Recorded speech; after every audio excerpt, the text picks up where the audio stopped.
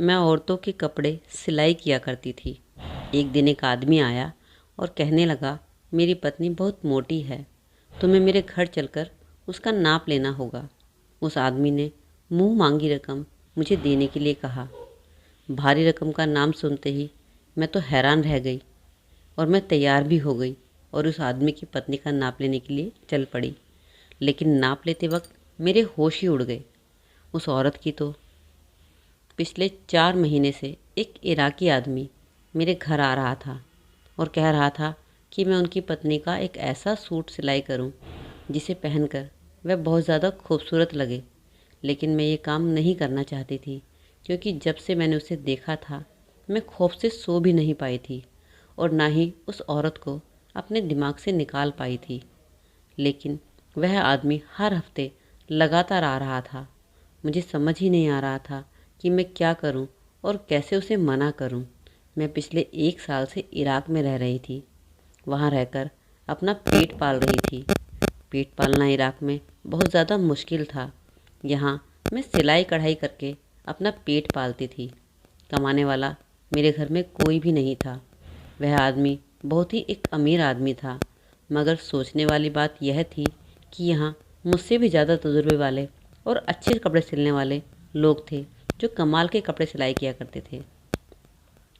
फिर न जाने क्यों वह आदमी मेरे पीछे ही क्यों पड़ा था और ऐसा 4 महीने से शुरू हुआ था। मेरे पास काम ज़्यादा नहीं होता था। मैं सारा दिन ग्राहकों का इंतज़ार करती रहती थी, लेकिन मुश्किलों से हफ्ते में 1 या 2 बार ही ग्राहक मिलते थे। जिस घर का किराया निकालना मुश्किल हो गया था। यहाँ इराक में मुझे धोखे से लाया गया था। मैं नहीं जानती थी कि मेरे साथ ये क्यों हुआ था। मैं शादी के बाद अपने पति के साथ खुशी खुशी यहाँ पर आई थी, लेकिन फिर पति 20 दिन बाद ही मुझे छोड़कर न जाने कहाँ पर चला गया। मेरे लिए वह दिन बहुत ही ज़्यादा मनहूस था, जैसे क़यामत का दिन हो।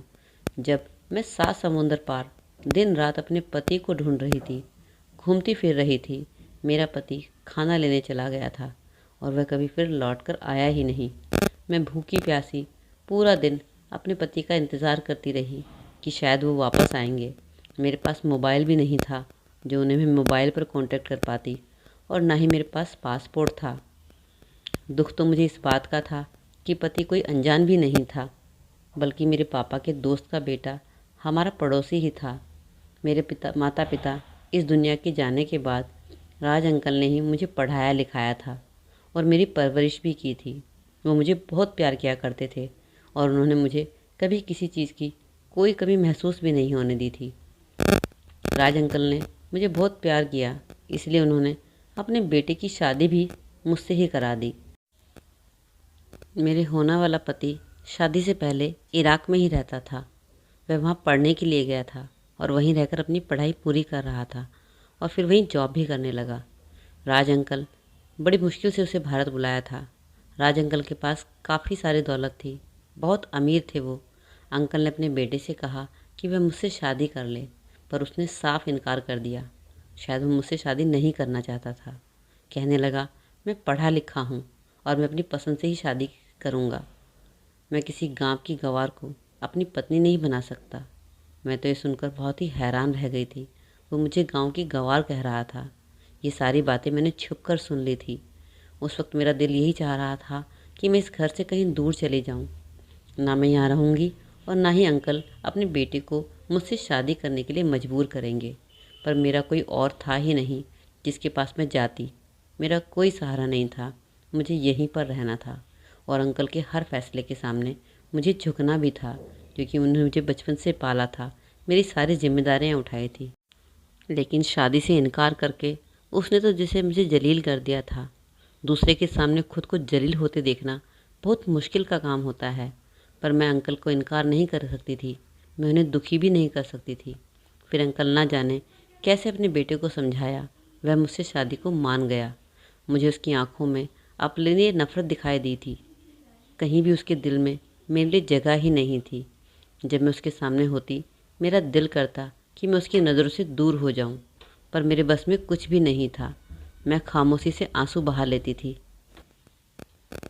शादी से एक दिन पहले मैं हिम्मत करके राज अंकल के कमरे में चली गई। अंकल मुझे देखकर हैरान हुए और मुझसे पूछने लगे कि सब ठीक तो है ना।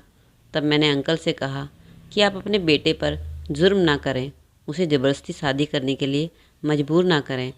आप मुझे ज़बरदस्ती उनके साथ मत बांधो। पर अंकल ने मेरी बात नहीं मानी और ना ही सुनी और कहा कि शादी तो उसे तुमसे ही करनी पड़ेगी, वरना हर चीज़ से वह हाथ धो बैठेगा।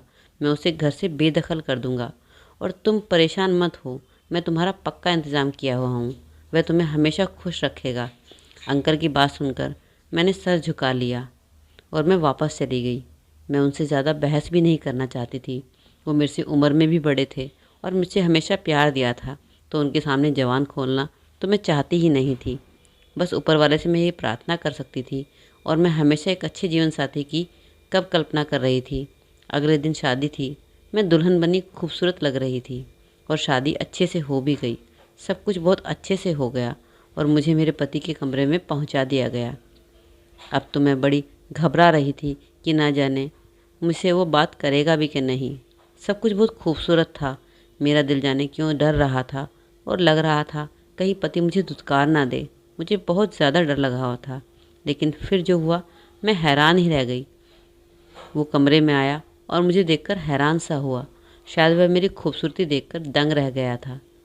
अगले ही पल वो मेरे पास बैठ चुका था और उसने मोहब्बत से मेरा हाथ थामा और कहा कि तुम बहुत खूबसूरत हो। मेरी ज़िंदगी में जैसी खुशियाँ लौट आई। मैं अंदर ही अंदर खुशी से फूली नहीं समा रही थी। मैं तो जैसे जिंदा हो गई। मेरे पति ने मुझे स्वीकार कर लिया था। उसके दिए गए प्यार ने मुझे खास बना दिया था। अगली सुबह मेरे चेहरे पर पहले खुशी में राज अंकल को संतुष्ट कर दिया और अब अच्छा होने लगा। पति को इराक वापस जाना था। राज अंकल ने उसे जाने से मना कर दिया। मेरी हैरत की इम्तहान आ रही जब मेरे पति ने मुझे भी साथ ले जाने के लिए कहा। मैं तो सोच भी नहीं सकती थी कि वो मुझे अपने साथ इराक भी ले जा सकते हैं। मुझे तो लगा था कि मुझे यहीं छोड़ देंगे। अंकल मुझे नहीं भेजना चाहते थे, पर मेरा पति जिद पर आ गया और कहने लगा कि मैं अपनी पत्नी को यहाँ पर छोड़कर नहीं जा सकता। उसकी इस तरह की बातें सुनकर तो मैं हैरानी से उसका चेहरा देख रही थी। मुझे लग ही नहीं रहा था कि ये वही आदमी है जो मुझसे शादी करने के लिए मना कर रहा है। वो कहने लगा कि मैं उसे साथ लेकर जाऊँगा। मैं तो जैसे हवा में उड़ने लगी और फिर आखिरकार अंकल को मानना ही पड़ा और शादी के 3 महीने बाद ही मैं अपने पति के साथ इराक आ गई। यहाँ पति ने मुझे एक छोटे से घर में रखा था। मैं हैरान होती थी कि पति इतने आम घर में क्यों रहता है। यहाँ आकर वह बिज़ी भी हो गया था। मुझे यहाँ का रहन सहन कुछ अजीब सा लग रहा था। वह सुबह जाता तो रात को वापस आता और मुझसे मुश्किल से ही बात करता। ज़िंदगी बहुत मुश्किल से गुजर रही थी। उसने मुझे फ़ोन भी नहीं दिलाया था और फिर 20 दिन बाद रविवार के दिन वह नाश्ता लेने गया और वापस लौट कर ही नहीं आया। सुबह से शाम हो गई। मैं परेशान घूमती रही। मेरी निगाहें उसका इंतज़ार खड़ी करती रही, पर वह नहीं आया। ना मुझे उसे शहर का पता था और ना गली का। मैं तो पिछले 20 दिनों से बाहर भी नहीं निकली थी। मैंने सामान देखा तो कुछ पैसे पड़े थे। पर्स में मेरा पासपोर्ट गायब था। मैं बैठकर रोने लगी। मैं और कुछ कर भी नहीं सकती थी। मुझे पहले डर लग रहा था कि कहीं मेरे पति के साथ कोई हादसा ना हो गया हो, पर जब पति का सामान भी गायब देखा तो दिल कटकर रह गया था। क्या मैं इस काबिल थी कि मुझे यहाँ परदेश में लाकर मुझे ऐसे छोड़ दिया? मैं तो ये सोच भी नहीं सकती थी कि वो ऐसा करेगा। मैं अकेले में दहाड़े मार मार के रो रही थी। मुझे तो लग ही नहीं रहा था कि मेरे साथ ऐसा कैसे हो गया। ना जाने वो कहाँ चला गया था। मैं जान गई थी कि मेरा पति अब वापस नहीं आएगा, पर मैं भला कर भी क्या सकती थी। घर में इतना खाने का सामान भी नहीं था। यह तो भला हो साथ वाले घर का, जिनके बच्चों का फुटबॉल इस घर के आंगन में गिर गया था जहाँ पर मैं रह रही थी। और उस दिन शायद मैं भूख से मर भी जाती अगर वह बच्चे अपनी माँ के साथ फुटबॉल उठाने ना आते। यह लोग भारत से थे। शुक्र था मैंने अपने आप में राहत की सांस ली कि कोई तो यहाँ अपना है। मैंने मुश्किल से उन्हें अपनी कहानी समझाई। वह औरत मेरे लिए खाना लाई। उसने मेरा ख्याल रखा और मुझे चुप होने को कहा। भूखा रहने की वजह से मैं बीमार भी पड़ गई थी। शायद इसी घर में गुमनाम मौत मर जाती अगर ये लोग ना होते। इन लोगों ने मेरी बहुत मदद की। मैं इनकी ज़िंदगी भर शुक्रगुजार रही थी। फिर इस फैमिली ने मुझे यहाँ रहने में मदद की। मेरे पास कोई डॉक्यूमेंट भी नहीं थे। उस औरत ने मुझसे पूछा कि तुम्हें कौन सा काम अच्छा लगता है, तो मैंने बताया कि मुझे सिलाई कढ़ाई का शौक़ है। बस फिर उसने मुझे एक छोटी सी दुकान खुलवा दी। वह बहुत अच्छे लोग थे, उन्होंने मेरी बहुत मदद की। आजकल के टाइम में कोई किसी की इतनी मदद नहीं करता है। ये तो फिर भी परदेश था, मैं उसकी हमेशा शुक्रगुजार रही। मैं उस दुकान में अब सिलाई करने लगी थी। मुश्किल से ही गुजारा होता था क्योंकि काम बहुत कम आता था। मकान मालिक किराया लेने आ जाता था। मेरा ज़्यादा खर्चा नहीं था, पर यहाँ पर रहना ही मेरे लिए बहुत मुश्किल था। और फिर एक दिन एक आदमी मेरी दुकान पर आया और कहने लगा, मेरी पत्नी का नाप लेना है, तुम्हें उसके लिए घर जाना पड़ेगा। उसका एक महंगा सूट सिलाई करना है, मेरे साथ मेरे घर पर चलो। मैं वैसे तो किसी के घर पर नहीं जाती थी, वह सब अपना काम करवाने मेरे पास ही आते थे, पर उस आदमी ने मुझे 3 गुना ज़्यादा पैसे देने को कहा तो मुझे लालच आ गया। मैं सोच में पड़ गई कि यह आदमी मुझे इतने पैसे क्यों दे लगा। मैंने उस आदमी को इंतज़ार करने के लिए कहा और फ़ौरन अपने पड़ोसन के पास गई, जो मेरी अच्छी सहेली बन गई थी। मैं उससे सलाह मशवरा करना चाहती थी क्योंकि मैं यहाँ परदेश में अकेली थी और किसी पर इतनी जल्दी विश्वास नहीं कर सकती थी। मैंने उस आदमी का बताया कि वह मुझे अपने घर चलने को कह रहा है। मेरी पड़ोसन ने कहा कि वह आदमी तो पूरे शहर में सबसे अमीर आदमी है, इसका काफ़ी बड़ा बिजनेस है, सभी से जानते हैं। तुम इनकार मत करो, विश्वास करके जा सकती हो, ऐसी कोई भी बात नहीं है। सभी लोग यहाँ पर उसे जानते हैं। उसकी पत्नी का नाप ही तो लेना है। मैं आदमी के साथ उसके घर चली गई। उस आदमी का घर बहुत बड़ा था, एक आलीशान महल की तरह, यानी वह बहुत अमीर था। पर जैसे ही मैं उसकी पत्नी को देखा, मेरी आंखें हैरत से फटी की फटी रह गई। उस आदमी ने कहा था कि मेरी पत्नी बहुत मोटी है, पर ऐसा कुछ भी नहीं था। जितनी मोटी वह बता रहा था, वो तो उससे 10 गुना मोटी लग रही थी। मैं तो सोच भी नहीं सकती थी कि उसके जिस्म से मांस लटक रहा था और उसका चेहरा इस कदर भयानक था कि मैं अपनी ख्वाब में भी सोच नहीं सकती थी। उसे देखते ही मेरी चीख निकल गई। शायद उसका चेहरा जला हुआ था। मैंने अपनी ज़िंदगी में ऐसी औरत कभी नहीं देखी थी। उसका शरीर पूरी तरह बेडौल था। मैं डर कर घबरा गई और वहीं से वापस भाग गई और उस रात मैं सो भी नहीं पाई। उसका चेहरा बार बार मेरे सामने आ रहा था। उसका चेहरा और उसका शरीर कोई आम शरीर नहीं था। मुझे हैरत हो रही थी कि वह आदमी खुद बहुत अच्छी शक्ल का मालिक था और अमीर भी था। फिर उसने ऐसी पत्नी को क्यों रखा हुआ था? वो उसकी जोड़ की बिल्कुल भी नहीं थी। क्या वह आदमी अपनी पत्नी से मोहब्बत करता था या फिर उसकी भी मेरे पति की तरह कोई मजबूरी है? मेरी समझ में कुछ आ ही नहीं रहा था। पूरा हफ्ता इसी तरह निकल गया। मुझे इस औरत का अपने दिमाग से निकालने में बहुत टाइम लगा क्योंकि उसका चेहरा ही ऐसा था। और फिर रविवार वाले दिन वह आदमी फिर से आ गया और मैं उसे देखकर हैरान हो गई। उसका यही कहना था कि अगर मेरी पत्नी का नाप ले लो, वह तुमसे अपने कपड़े सिलाई करवाना चाहती है। लेकिन मैं वहाँ जाना नहीं चाहती थी। मुझे बहुत डर भी लग रहा था। मैंने उस आदमी को साफ साफ मना भी कर दिया था, पर वह हर हफ्ते आने लगा और मुझसे मिन्नतें करता रहा कि तुम मेरी पत्नी का नाप घर आकर ले लो। मुझे कुछ समझ ही नहीं आ रहा था कि वह आदमी मेरे पास ही क्यों आता है। उस आदमी ने कहा कि तुम्हें हर हफ्ते मेरी पत्नी का एक सूट सिलाई करना है और मैं तुम्हें उसके बदले बहुत पैसा दूंगा। बस तुम मेरी पत्नी की ही कपड़े सिलाई किया करो। मैं तो उसकी बातें सुनकर बहुत ही हैरान हो रही थी। ऐसा भी क्या था कि उसे मुझसे ही कपड़े सिलवाने थे? उसने मुझसे कहा कि मैं तुम्हें इतने पैसे दूंगा कि तुम माला माल हो जाओगी। उसकी बातें मेरे लिए फ़ायदेमंद थी। मुझे पैसा भी तो चाहिए था। थक हार कर मैंने उसके साथ जाने का सोच लिया। वैसे भी मेरे पास काम की कमी थी। काम बहुत कम ही आता था। महीना ख़त्म होने वाला था। मुझे घर का किराया भी देना था। खैर, मैंने दिल पर पत्थर रखकर दोबारा उस आदमी के साथ उसके घर जाने के लिए तैयार हो गई और चली गई। उसकी पत्नी को देखकर मेरा दिल डर से कांपने लगा। न जाने वह ऐसी क्यों थी। उसकी सारी चमड़ी जली हुई थी। मैंने बड़ी मुश्किल से उसका नाप लिया। मुझे उसके शरीर से अजीब तरह की बदबू भी आ रही थी। मैंने अपनी नाक को किसी तरह रोकते हुए उसका नाप लिया। यह सोचकर मेरा दिमाग घूम गया कि यह आदमी ऐसी औरत के साथ कैसे रहता है। नाप लेने के बाद मैं उसके घर से तेज़ी से निकल आई। मैं ज़्यादा देर वहाँ रह ही नहीं सकती थी। जैसा सूट मैंने उसे सिलाई करने को कहा था, उसे बनाने में मुझे पूरा 1 हफ़्ता लगा। हफ्ते के एक बाद शाम को आदमी सूट लेने आ गया। उसने मुझे एक सूट के इतने पैसे दिए कि मैं हैरान ही रह गई। उसने मुझे दूसरा सूट सिलाई करने को कहा और यह भी कहा कि दोबारा नाप ले लो। इस बार मैं खुशी खुशी चली गई, क्योंकि वह आदमी मुझे अच्छे खासे पैसे भी दे रहा था और मुझे पैसा ही चाहिए था। अकेले यहाँ रहना बहुत मुश्किल भी हो रहा था। इस बार मैं नाप लेकर वापस आ गई और सूट सिलाई भी कर दिया। इस बार उसने मुझे डबल पैसे दिए। यूँ उसके साथ काम करते करते मुझे 2 महीने गुजर गए थे। मेरे दिन अब अच्छे से गुजर रहे थे। पैसे की कोई कमी नहीं थी। मैंने मकान मालिक का सारा किराया भी भर दिया था। अब मैं काफ़ी संतुष्ट थी। अब मुझे पैसों की कोई टेंशन ही नहीं होती थी। हाँ, पर अचानक कभी कभी अपने पति का ख्याल आ जाता था और घर तो मुझे हमेशा ही याद आता था। मैं हिंदुस्तान वापस जाना चाहती थी, पर मेरे पास कोई ज़रिया ही नहीं था। ना ही मेरे पास कोई पासपोर्ट था और ना ही मेरे पास कोई डॉक्यूमेंट थे जो मैं अपने घर वापस जा सकती थी। मैं डर से बाहर भी नहीं निकलती थी कि कहीं पुलिस मुझे पकड़ ना ले।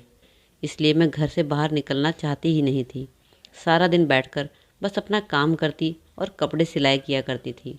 और फिर एक दिन ऐसा हुआ कि मुझे उस आदमी की पत्नी का नाप लेने दोबारा जाना पड़ा। मुझे हैरत होती थी, वह आदमी मुझे हर सूट के लिए नया नाप लेने के लिए क्यों कहता था, जबकि उसकी औरत तो वही थी। नाप वही होना चाहिए था। पर उस दिन मेरे होश उड़ गए जब नाप लेते वक्त मेरी नज़र उसकी पत्नी की गर्दन पर पड़ी और कुछ अजीब सा महसूस हुआ। मैं उसकी पत्नी से पूछना चाहती थी, पर वह कभी मुझसे बात ही नहीं करती थी। हमेशा अपना चुपचाप नाप दे दिया करती थी और अंदर चली जाया करती थी। उसकी गर्दन पर कुछ मांस जला हुआ था, जबकि बाकी बॉडी ठीक थी और वह जला हुआ मांस थोड़ा लटका हुआ था। मुझे कुछ समझ ही नहीं आया था। उससे पहले कि मैं उससे कुछ पूछती, वह मेरी तरफ पलटी और एक चीज़ मेरे हाथ में पकड़ा दी। ना जाने वो क्या था। एक पेपर का टुकड़ा था जो उसने मेरे हाथ में दे दिया। वो बहुत डरी हुई लग रही थी और घबराई हुई भी थी। तभी वह आदमी अंदर आ गया। पहले वह नाप लेते वक्त जमकर वहीं खड़ा रहता था, पर शायद उस दिन उसे कोई काम था और उसे मुझ पर विश्वास भी हो गया था।